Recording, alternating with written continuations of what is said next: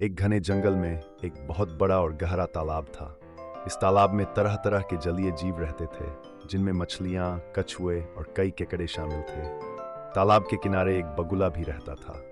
समय के साथ बगुला बूढ़ा हो गया था और अब उसे अपनी पसंदीदा मछलियों का शिकार करने में बहुत कठिनाई होती थी। ज्यादा मेहनत करने से बचने के लिए उस आलसी बगुले ने एक धोखे भरी चाल चलने का फैसला किया।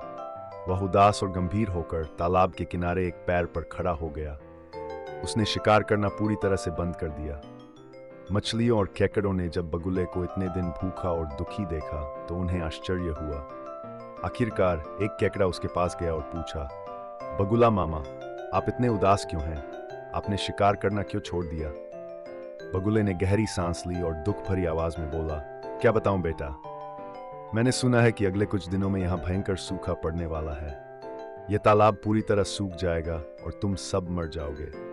मैं बूढ़ा हूँ, अपनी मौत का डर नहीं है, लेकिन तुम सब निर्दोष जीवों की मृत्यु मुझे बहुत दुख दे रही है। इसलिए मैंने सोचा कि अब किसी की जान लेने से क्या फायदा। यह बात सुनकर केकड़ा घबरा गया और उसने तुरंत यह खबर तालाब के सभी जीवों को सुनाई। सूखे की बात सुनकर सारे जीव डर गए और बगुले के पास आकर बोले, बगुला मामा, आप बड़े ज्ञानी हैं, कृपया हमें बचाओ, हमें किसी सुरक्षित जगह पर ले चलो।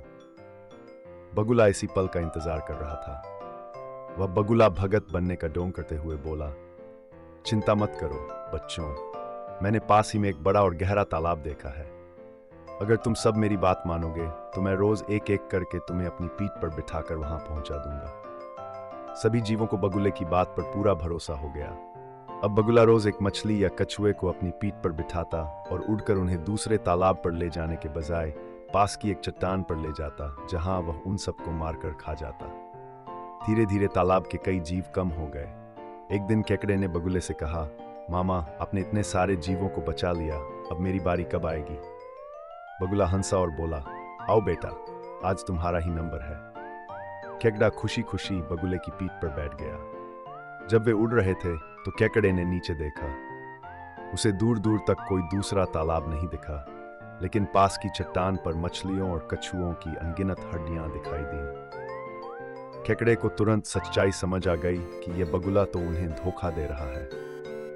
जैसे ही बगुला चट्टान के पास उतरा और केकड़े को खाने के लिए अपनी चोंच बढ़ाई, केकड़े ने बिना एक पल गंवाए अपने दोनों मजबूत पंजों से बगुले की लंबी गर्दन को कसकर पकड़